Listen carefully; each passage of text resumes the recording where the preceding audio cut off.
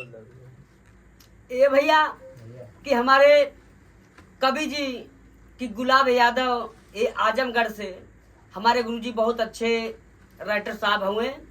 आज के युग आज के जमाना देखते हुए हमारे गुरुजी इस गीत को हमें लिख के देले कि अजीत लाल नेहरू भैया आप गाइए, तो हम गावे चलत भाई। आप सबका प्यार दुलार आशीर्वाद मिले तो मिलत रही।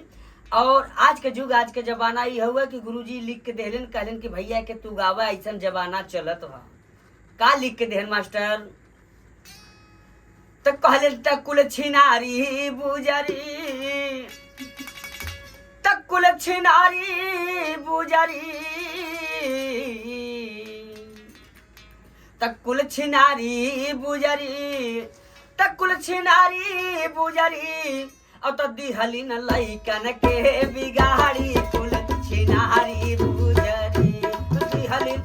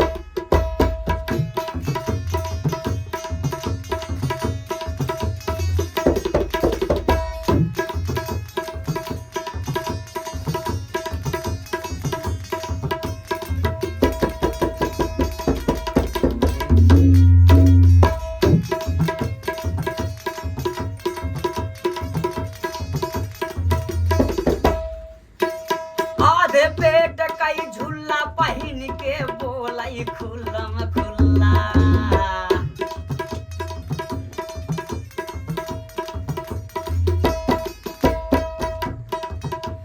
आधे पेट कई झूला पहिन के बोलिन खुल्लम खुल्ला।